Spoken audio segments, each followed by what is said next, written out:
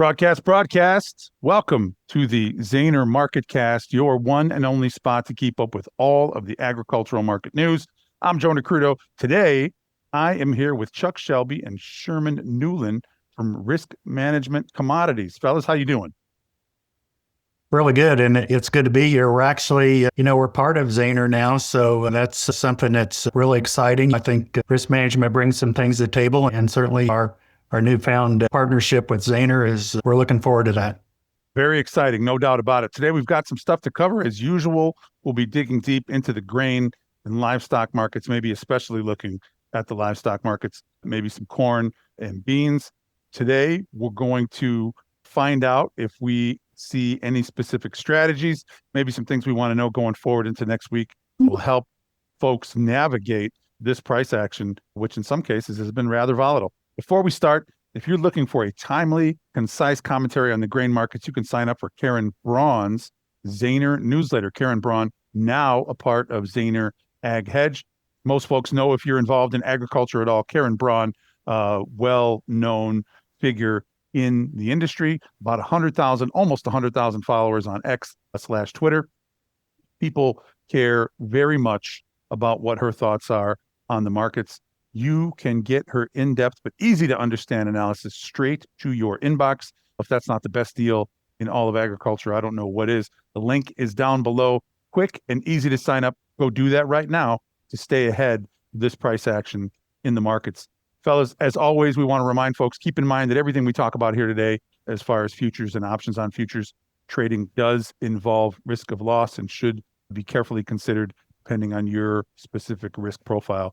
Now, Chuck, I know we could not be more excited to have RMC involved and partnered with us. Can you give me an idea of who you guys are and where you're coming from? And if it's okay, we'll start with Chuck. How about that?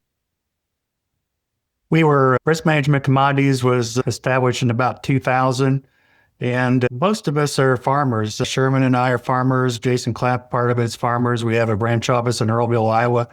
Charlie White, he's a farmer. John Zaner comes from a background, he was a commercial buyer. So John grew up on a farm and has helped farmers in the field at times. So our background is basically we work with farmers for all over the United States, and we're basically, the good thing about it, I guess, from a lot of our clients' aspect is we do the same things on our farm, that we recommend producers to do. So a little bit different from that standpoint. If we screw it up and it doesn't work out so well, we feel it on our farm. So it's always good to have that background. And we also, as being farmers ourselves, we understand cost and we understand the production risk. And so we have a pretty good handle, I think, on what's growing in the field and work with a wide range of farmers across the country. Certainly positive for us, as Dan and I can sit here and talk for hours. And at the end of the day, we're still two chart monkeys. So it's great to have folks that are really involved in production also providing us insight. We're certainly smarter now that you guys are here than we were before you got here. I can tell you that much. Sherman, how about you? Yeah, exactly. I mean, I got started in this business back in 2003. I really got my start in 1988 when I worked on the floor of the Board of Trade as a runner, taking orders into all the pits. And that's really kind of where I fell in love with the markets. But yeah, I've done this officially as a broker since '03. Been farming my entire life. So that kind of helps. It goes hand in hand, right, with everything, with what we do on the farm. Like Chuck said, we try to do the same thing on our farm that we advise our clients to do. And that's a good thing. I think a lot of them like that. Chuck and I both still have some of our first clients that we started out with. So we're here to stay. We want to keep helping farmers, and it's something we really enjoy. You mentioned Karen Braun. I want to throw it out there that Karen and I are going on a crop tour next week on the Western leg. So we'll be leaving and heading out there. This is probably my 8th year, I think, doing this. So it'll be interesting to see what we see, take a look at the crops and go from there. That is going to be, you mentioned the Pro Farmer Crop Tour this year. And I think we might have been down at that AgriNext conference in St. Louis. I thought I heard somebody say while I was drinking the Shirley Temple that this crop tour this year was just going to be boring because there was just going to be so much corn, almost no sense in even doing it. And it was a foregone conclusion. All of a sudden, maybe that's not the case. And there's a bit more drama around this crop tour than maybe we thought there would be 3 or 4 weeks ago. Is that right? Yes, yeah. I mean, I think what we're going to see out west, I expect to see some pretty good crops, right? The question mark, I think, is going to be on the eastern leg of the tour. They see in Indiana and that northern half of Illinois. I think that's what guys are really going to be looking at. And then also the soybeans, not only corn, but I'm hearing some pretty good numbers coming out of the beans, bean pods. How many beans are in a pod so far? I can testify to that on our own farm. I was out this morning, Joe, took some pictures, looked at some corn, looked at some soybeans. But we've been in this area where we've had plentiful amount of rain. Some of our fields, I was looking on some apps a while ago, we've had over 40 inches on some of our fields, all the way down to about 20. So pretty good range, but right in my area, at least on my farm, crops are looking pretty decent. And in our area, we look pretty good in our area, but we need some rain here. We haven't had rain for 10 days.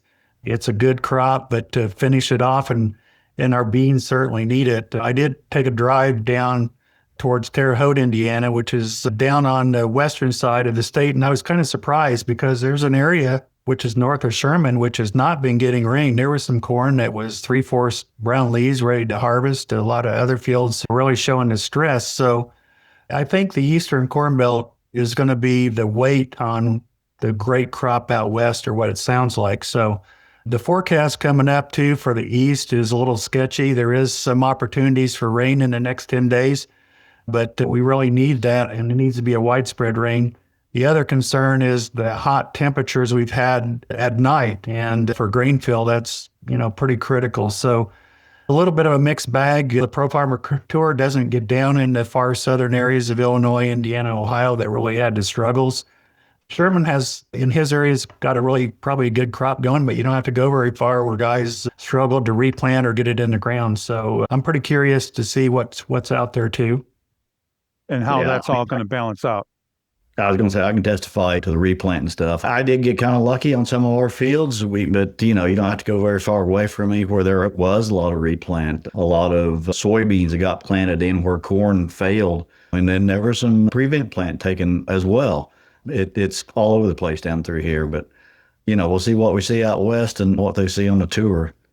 We'd probably be remiss if we didn't refer back to that WASDE caught a lot of folks by surprise. I had sort of anticipated some of those acres going from beans to prevent plant, where in this case, what they reported was all those bean acres went right into corn. Were you guys, it's unfair to say, were you expecting that?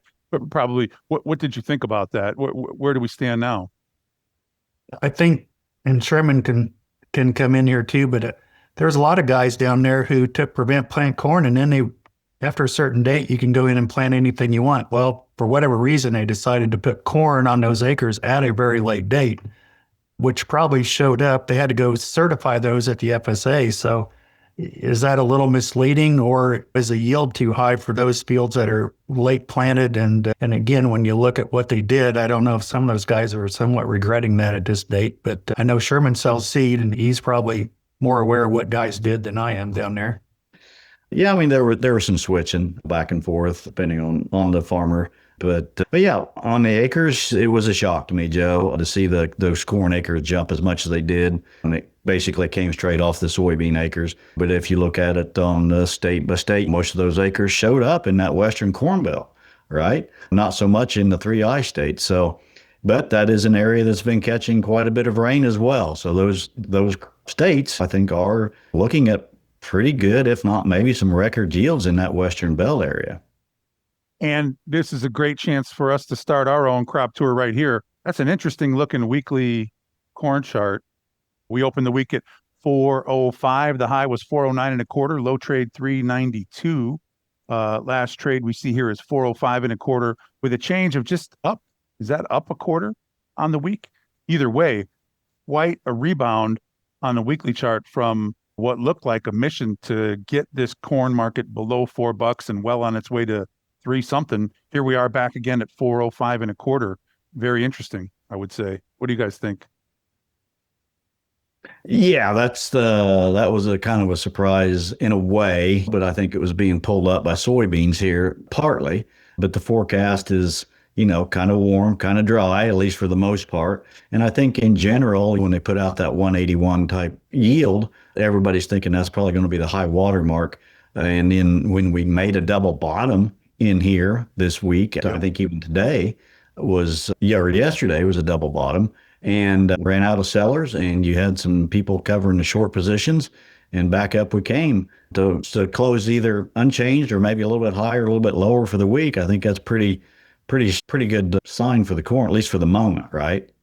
I've got some PTSD, and now that we're coming up to this 18-day moving average, which I have coming in somewhere around, what is that, 407, and let's call it 408, just for round numbers, in that 408, 410 area, where Lucy says, sure, I'm not going to pull the football away again. Come on, give it a kick, Chuck. And then next thing, I'm laying on my back, looking up at the sky because the funds come in and start selling here heavily. Does that narrative suit you guys? Do you think that we've got a chance to get out over that 410? I'm not asking you to predict the future, but do you think that we've got some sort of possibility here? Well, I think what we're going to pay close attention to the Pro Farmer Crop Tour. And if you see some things that would suggest that the yield's going to be pulled back, USDA set the bar really high. When you look at the yield and you throw those acres on there, that's a tall order of perfection that you got to meet. So at these price levels, I think some of the funds and some people thought, well, I've made a lot of money, I'm going to bag some money here. I think the problem is, as a producer, you're kind of in no man's land here. We're going to get a little bit of a rally back, but as we go forward, there's still a lot of bushels out there. And what do you do about it? So I'm in the camp, maybe we could get a little more rally here if we see some problems out there. But again, where are we going to go? Are we going to get anything significant to the upside? I'm really struggling to see that. Sure. Yeah, no, I'd agree with that. Your technical areas there on some of those moving averages, I think are right on. At this point in time, we still have a chart gap up there quite a bit higher. I don't see us getting to that right now unless something majorly changes. But regardless of what we think the yield is going to be, whether it's 181, 186, 183, you still can't get away from that 2 million acreage increase. And that's just going to be out there. And they didn't put the carry out at 2.5 or 6 billion bushels because they added quite a bit of demand into those numbers. I mean, if they hadn't have done that, we'd have been looking at a lot bigger type of carry out than what we are. So, like I said, maybe we'll find something lower on the yields next week. Maybe we won't. But regardless, there's still a lot of corn out there that's got to come to the market. Tactically speaking, would you say, and Chuck, to your point about no man's land here, it seems like I wouldn't call it a coin flip, but it's difficult to pick course of action. If you do get higher prices, are you then turning, as producers yourself, do you then look to maybe trying to establish some sort of opportunity to capture value between here and say 350? Yeah, I think that's a big dilemma here to producers. They're probably obviously seem to be undersold here, especially if you got a much bigger yield. So you got to prepare yourself for that. And it's hard to make that transition, I think, for producers. But the biggest key, I think, going forward in the next month or so is to make those sales. You got to determine, well, what's elevator storage cost? What's the basis going to be when I get the harvest? And certainly, I think the downside on the futures would, wherever the September goes off the board, December is probably headed that direction. So at the end of the day, it's time to take some action here, get something done, especially if you're a producer who doesn't have storage on the farm and have extra bushels. Those got to be dealt with here sooner than later. And if we get a little rally, this is probably an opportunity to do that. And I've talked to a few people here today and over the course of the last couple of days who are doing just that. Maybe they've had some bushels here that they gambled with, or for whatever reason, the broom didn't catch. And now it's time to take that action, and they're looking to re-own. And I've had to walk a fine line between saying maybe you're going to get an opportunity to re-own it here at a little lower price. But by the same token, if you do happen to get some sort of strength for something that we had not anticipated, though I cannot imagine what that would be, you're going to have left a little bit of money on the table. It almost doesn't feel like a trade so much as it does an insurance policy. What do you guys think about the chance for re-ownership? Is it too early, or should folks be considering that? Yeah, I think maybe it's a little bit too early. I think we're still probably going to head a little bit lower at some point in time, especially as we get more into harvest. But at some point out there, I'd like selling some cash up here if we can get a little bit more out of it, and then either buying some puts on the rest of it, or like you said, re-owning it at a later date. Typically, we bottom out around that first week of October, have a harvest low, and then look at things at that point in time. The other thing about it, we're also going to be looking at South American weather here pretty soon. They're going to be starting to plant before too long. So we're going to transition from what our weather's been into what the South American crop is looking. And they already have a big crop out there to sell, corn and soybeans both. And that's why I question some of these demand numbers that USDA put out on Wednesday.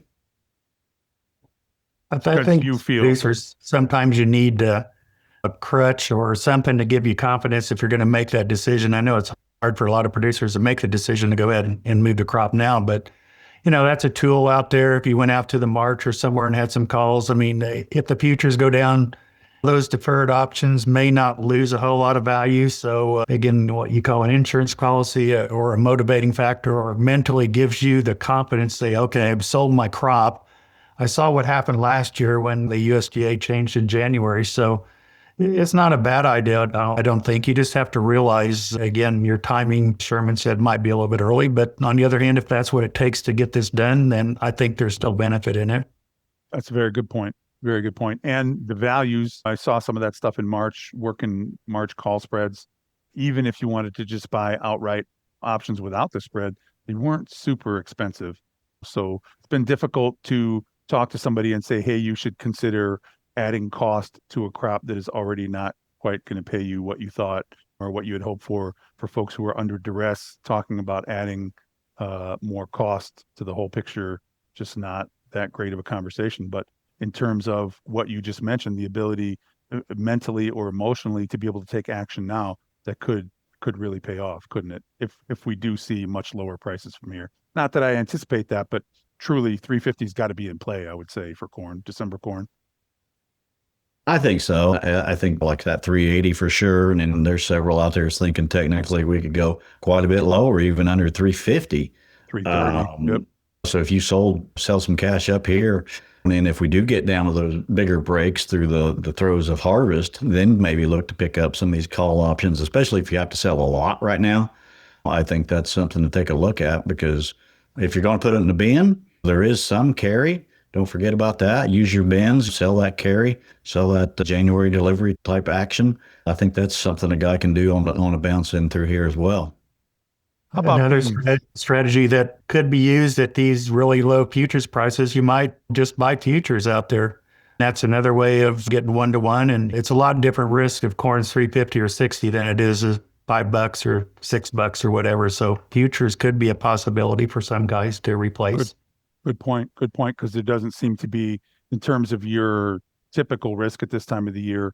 I mean, if we're already down around 4 or even into the 3s, there's just not that much room for that to go against you, is what I hear you saying.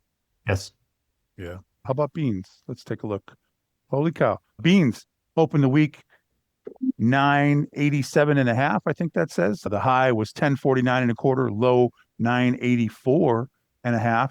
Closed at 1042.5 for a weekly change of, fellas, am I right on that? Up 55 cents on the week. That's incredible. So we came into the day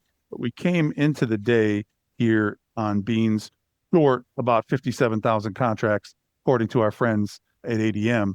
And I wonder if we're going to be anywhere near that after today's price action.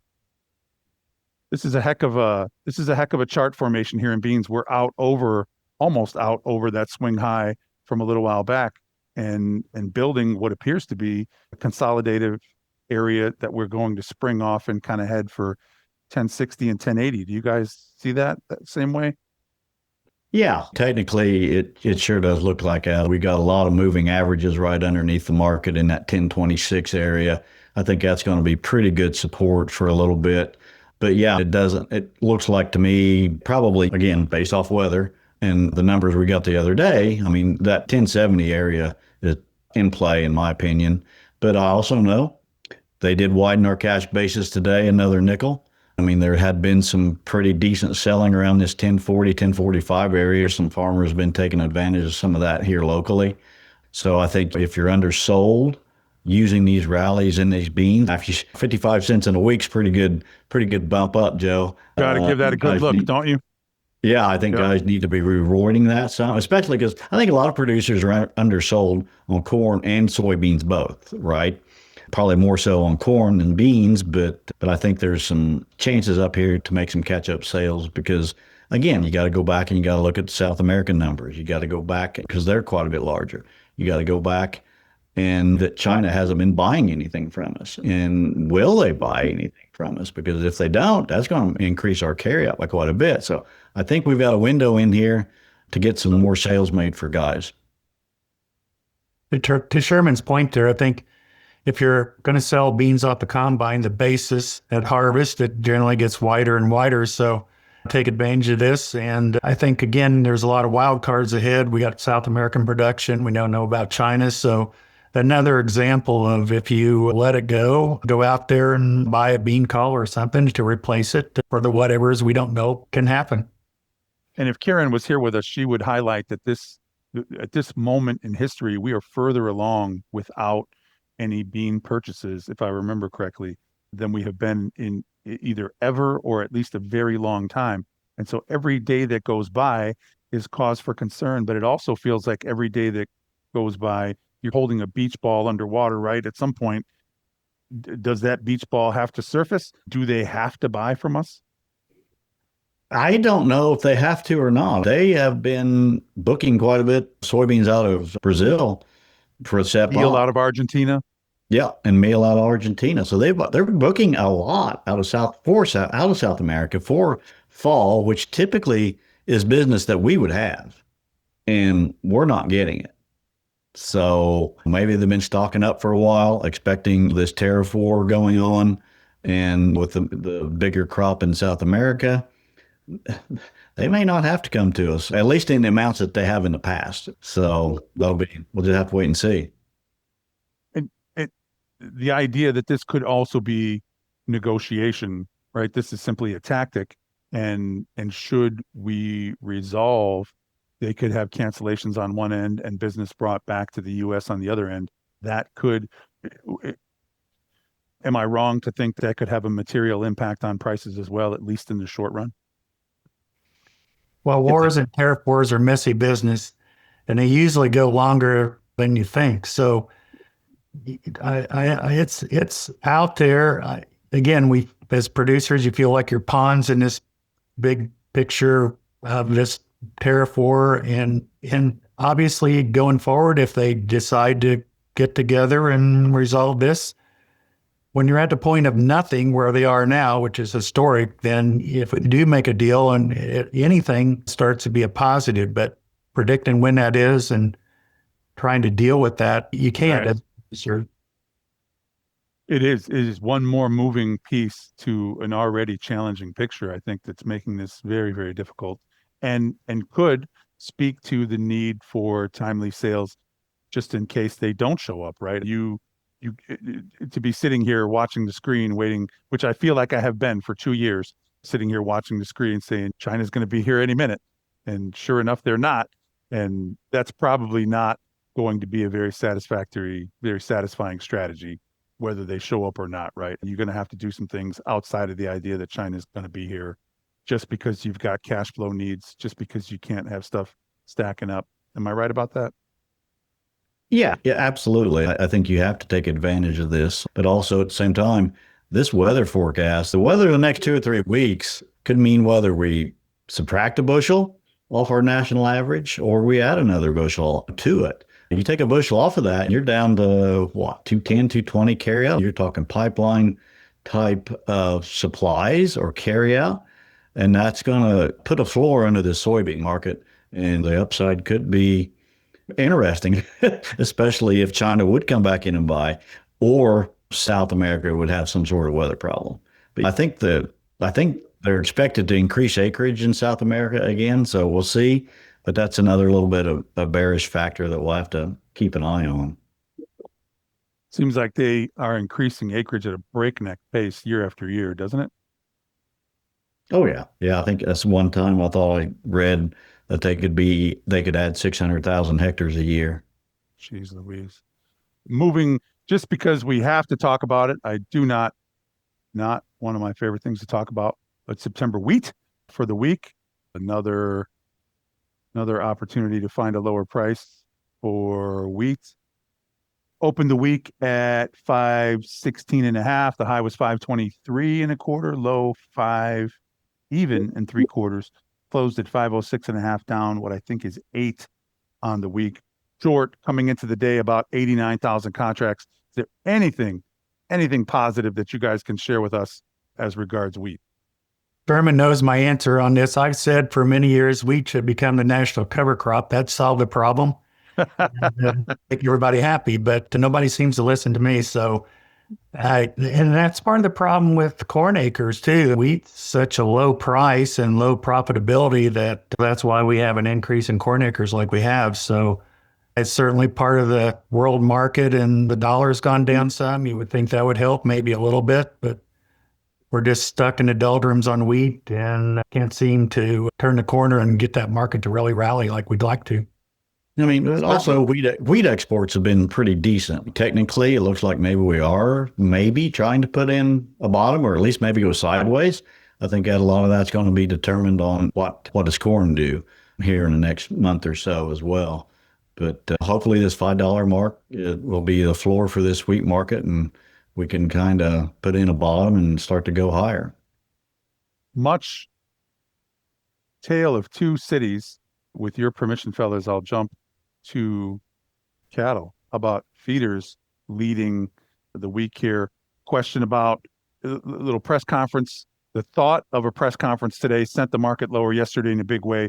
Took a while for me to figure out why we would sell off like that. But press conference where they were maybe afraid of opening the Mexican border. We opened the SEP feeders this week at 340.37 and a half. High was 349.82 and a half. Low 336.17 and a half. We closed at 347.35. Hell of a close for feeders there on the week, up 697 and a half. That chart, Sherman, we said earlier in terms of the feeders, fractionally away from, or maybe we were talking about, either way, that feeder cattle chart shows quite a bit, in my opinion, of resilience. And I wonder, what does this mean? What do you guys think about feeders in this area? Well, everybody's been trying to pick a top in the cattle market and feeder cattle market. Fat cattle have been up, I think, 8 weeks in a row now. That's pretty good uptrend. Pretty good. Yes, sir. Yeah. Trying to pick a top in this has been pretty hard to do. The fact of the matter is the feeder cattle cash market's high.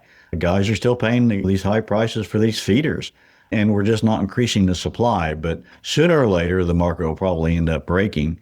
But when that happens, it's hard to say. Like you said, yesterday, they thought the announcement was going to be opening up the border. Well, that wasn't the case. They're going to open up a facility to try to combat the screwworm flies. So I think with that kind of announcement, I think I read that they could keep the border closed through December maybe. So that's, I think, is what gave the feeder cattle back its move back up to the upside today.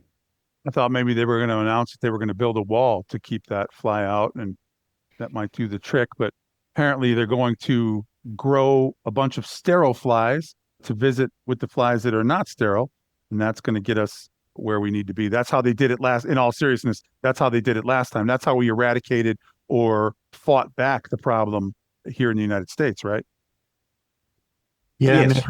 Go ahead.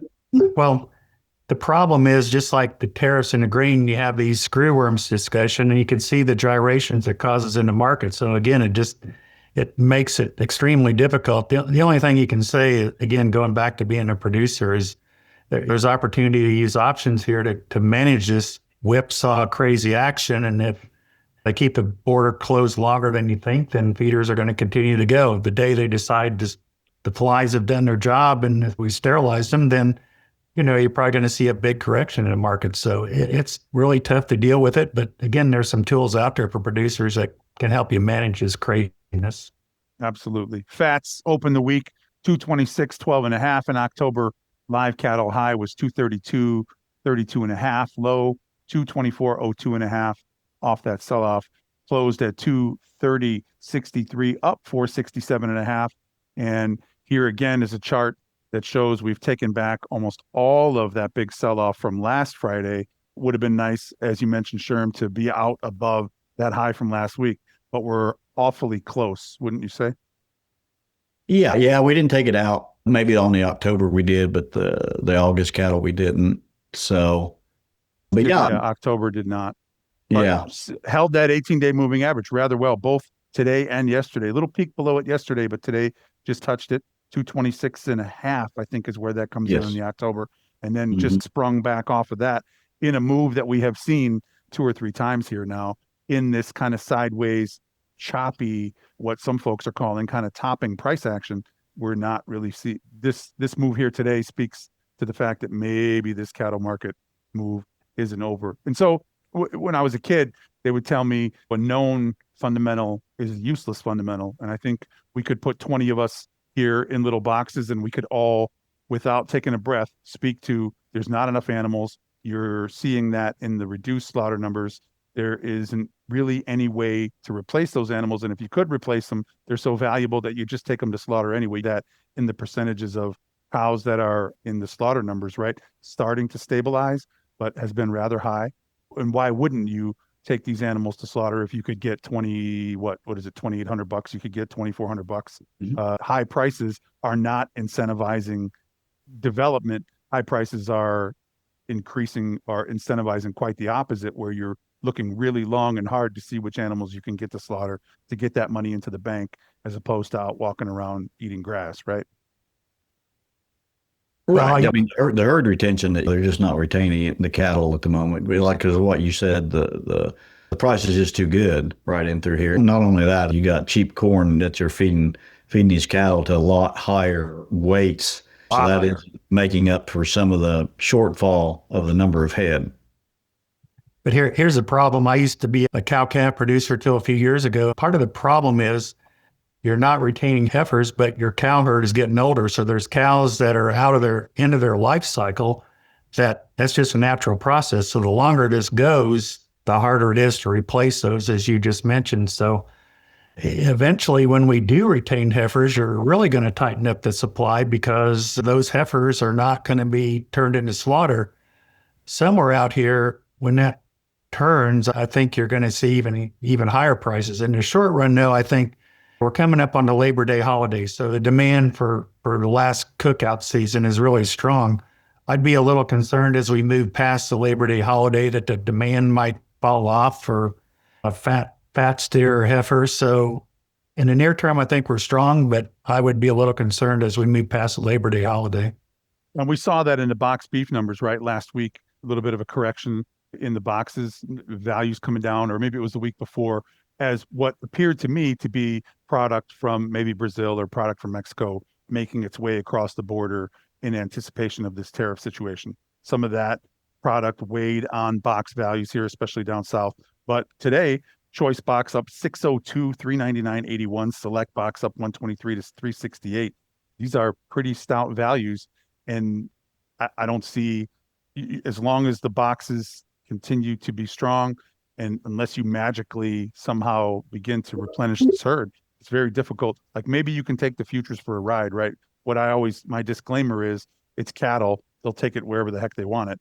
But you can run the futures, but if the cash trade doesn't deteriorate, you're all going to be sitting here at the poker table looking at each other, and the tail can't wag the dog for very long, I don't think. Right. The funds are still on quite a bit, right? Eventually, like you said, they may all want to start heading for the door at some point in time and there won't be room. So you could have some sharp sell-offs in this cattle market. I agree with Chuck. Once we get past the cookout season, maybe the demand starts to slow down a little bit. But I will say, when you go out to eat, these steakhouses are packed. They're busy. Restaurants are full. There doesn't seem to be a slowdown in the economy or the willingness of the public to go out to spend that money for those steaks. It is really, it to me, it highlights the K-shaped nature of this economy, right? The folks on the upper end of the K not really having any problems. And the folks on the lower end of the K have been served by ground beef being brought in from New Zealand and maybe South America. Tariff situation going to change a bit, but I'm not sure even if that. So you're going to have to source more of your ground beef here in the United States. It's an interesting, it furthers the conundrum, I think, right? I don't see how any of that's going to be bearish. And certainly we're going to slow down after Labor Day, but not much longer than that, where you really got to, I wonder about the pipeline for holiday business. And if that's not a big concern for folks once you get past Labor Day, seems to me like that's going to be job number one, is rebuilding that pipeline for the holidays. Well, maybe that's where the hogs and the pork complex comes in and saves the day. I know, well, I've seen it. Pork is featured at restaurants that I've never seen before. So that seems to be filling the gap there, and good for the hog producers. I think it's popping it up here. And a lot of times around the holidays, you have your hams, and that may be the feature to fill the void as we go forward. Maybe less with the standing rib roast and more some sort of quality ham or something along those lines, maybe. Yeah. Fellas, do you think that there's anything we skipped over that we should mention? Are we missing anything? Volatility, and it's going to be Sherman and Ted and Karen are going to be, what they say and what they see is going to be highly anticipated. I'm excited for them to be crawling around in the heat in those plants. I think it's just going to be great. I don't know about you, Chuck, but I'm going to be back here in the AC, and maybe I'll drink a Busch Light to honor them. And I want to thank them for their service. Certainly all of agriculture is excited and indebted to you for what you are about to endure in what I think is going to be. Are you guys going to catch a cool down here in the next week, or will it be toasty roasty? I think Monday, Tuesday is going to be warm. I think once we get up in Iowa, I was kind of looking at some of the forecasts, and Minnesota, so that's Wednesday, Thursday. Temperatures look to be in the low 80s. So that won't be too bad. That's not near as bad as what we had a couple of years ago when we were hitting 100 out there. Now that was bad. That was really hot. So, but no, it's going to be interesting to see what we find. Not only corn, I think the corn is going to be pretty good overall. I think the story may end up being what the beans look like how many pods we find and how many beans per pod. But I think in that general area, at least on the western side, I expect to find some pretty big yields out that way. So if you could help me, and maybe the listeners will be educated by this, help me understand that when you guys are out trespassing, I mean analyzing in these fields, how does it work? So you stop the vehicle, you find a field that you want to get into, you stop the vehicle. Is it rock, paper, scissors to who is going to be the person is it a seniority thing, or how do you decide who's going out into that stuff? No, I'd like to say, since I'm driving a truck, I'll just sit in a truck and make everybody else go out and do it, right? But usually there's 3 people in a vehicle, sometimes 4. So usually you have a designated 2 that will go out into the cornfield. They want you to, first off, they want you to make 2 stops per county or so, right? And go try to keep 15 miles between stops. So you try to find a field that's representative of the area and pull into that location. And then in corn, you go through the end rows, figure out which way they're going if you can. Sometimes it's hard, but try and go 30 to 40 paces past the end rows into the field. And then you carry a 30-foot rope with you. You have a hook on that rope. You put it on a stalk and you go out, pull the rope tight, and then you count the number of stalks in that row of 30 feet on both sides, and then divide by 2 to get an average. And then you come back and you take the 5th, 8th, and 11th ear, and you take that back to the truck. You measure it, length, number of rows around, and then you use the formula to come up with your yield. And in soybeans, you take a yardstick and you go out first you figure out the row width, and then you lay your yardstick down and you count how many plants are in that 3 feet of row. And then you pull up, I think, 3 plants and bring those back. And then there's a formula for that. I don't remember it off the top of my head. But then you pull up the 3 plants, you come back and you count the number of pods. And again, you get an average for those 3 plants. That way you get an average. Then there's a formula to figure out your 3x3 square for your average pod count. And then you'll just keep written track of what you see from field to field. You write it down, Joe, and then they have an app on your phone. So while I'm driving the truck, the people in the vehicle will do all the figuring up, and then you enter that information into the app, and then that app is sent back to Pro Farmer, and they collect all that data all day long so they can have something to distribute at the nighttime meeting when we have the meetings at night with everybody. And no correlation or causation between the fact that those fields that you do typically sample often tend to be very close to establishments where they serve cold beer and other alcoholic beverages. It's a good Well, thing that you usually guys around write this. lunchtime. Usually Oh, I around see. lunchtime, we find one of those places. I understand. Just Well, that's coincidentally, there's it's not a lot of covering a lot places of out ground. there. Covering a lot of ground. Stands to reason that there should be some establishments, of course. Now, it's great work, Pro Farmer. They've been doing this for a lot of years, right? Yeah, I don't know how many years they've done it off the top of my head, but I think this is going to be my 8th year doing it in a Eighth row. year. And I've been on And the Western leg all 8 years. And I think Karen's rode with me for 6 of those 8 years. a lot of discussion, Chuck, out in the world about statistical validity or pro farmer modeling, or there's a lot of talk, right? And I don't want to say haters, but a lot of talk. But I'd be surprised this year if even the staunchest crop tour haters aren't paying very careful attention to what you guys come across and report. Wouldn't you say? It's a big deal this year. Another thing people don't understand, Sherman's driving his own vehicle. He's paying for his own gas. He's paying for his own hotel. So there's a lot of effort on these folks to go out there and do this. For so, sure. For and sure. again, Absolutely. Sherman being on the same pathway and Karen for many years, they're generally in the same areas. So they get a good comparison from year to year.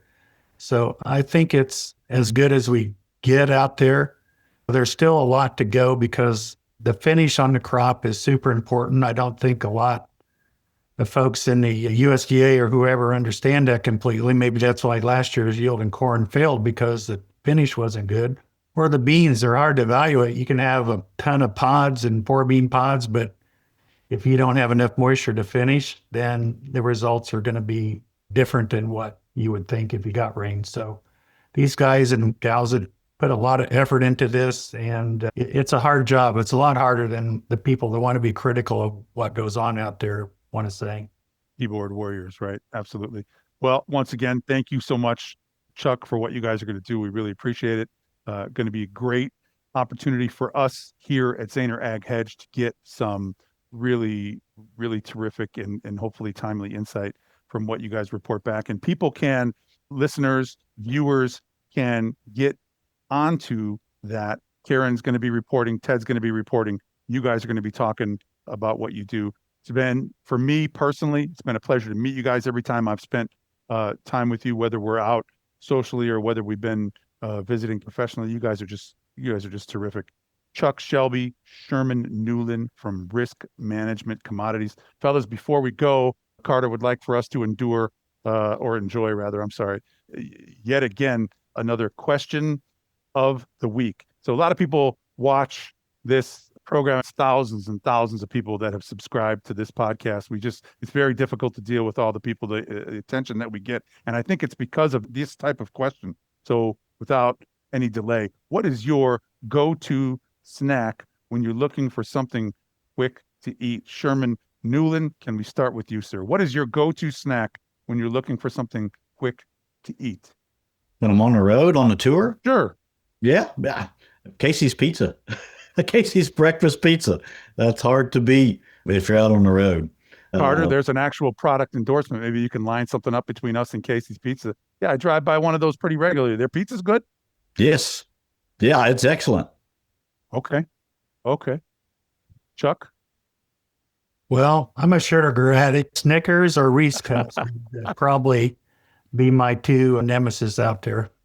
Chuck, the sugar addict. I wish I didn't know what you were talking about. I drive by a Family Express, much like a Casey's Family Express gas stations, where they have the white chocolate macadamia nut cookies. And boy, oh boy, depending on what else I've been doing, those things oftentimes seems like health food, just for a quick sugar, pick a person up. They used to sell them in packages of 2, and now I think there's 8 or 12 in a package. And geez, the more you buy, the cheaper it is. It's almost too good of a deal to pass up. But if I'm not eating American raised ground beef, which is my fuel of choice, and I'm snacking, it's usually got to be those white chocolate macadamia nut cookies. Not bad at all. Fellas, thank you for joining us. One thing to mention, Joe, we're having a meeting September 5th in Lafayette. Absolutely. could work? We're open to having a few spaces left. Ted and Karen will be there, and it's kind of our kickoff of our joint get together. Kelly at 765-423-1385 for reservations. And we have a limited number of space, but be happy to have anybody that's close by to Lafayette, Indiana that wanted to see Karen or Ted or risk management or strategies. So you're all welcome to attend. We have a space right now. And how about some sort of social media connection or where we can find you online? Is there a website? Basically, the best way to always get a hold of us at that number for this meeting. So. Okay. So don't delay and don't be afraid to call Kelly direct. That's going to be the fastest way to secure a spot to come down and visit, to meet you guys personally, and also say hello to Karen Braun and Ted Seifert. Is that correct? Correct. Folks, thank you very much for listening to the Zaner MarketCast today. If you need more, because you simply can't get enough of us, you can follow us on Facebook, Twitter, LinkedIn at Zaner Ag Hedge. Also, you can get daily market commentary by signing up for the Zaner Ag Hedge hotline every day about 2:00. Ted is kind enough to get onto the hotline and update us on what he's looking at, what he's thinking, and maybe what you should be looking at and thinking as well. This is a free hotline, gives you access to daily market commentary, gives you the chance to connect with us personally. If you have any questions about markets or agricultural commodities in general, link for that is down below. Thank you again, and be sure to like, comment, and follow the podcast to not miss a beat. And we'll be back with you as price action develops. Fellas, sincerely, thank you very much for your time. We really, really appreciate you. You bet. Thank you, Joe. Appreciate having us on. Yes, sir. You folks have a great weekend. Take care.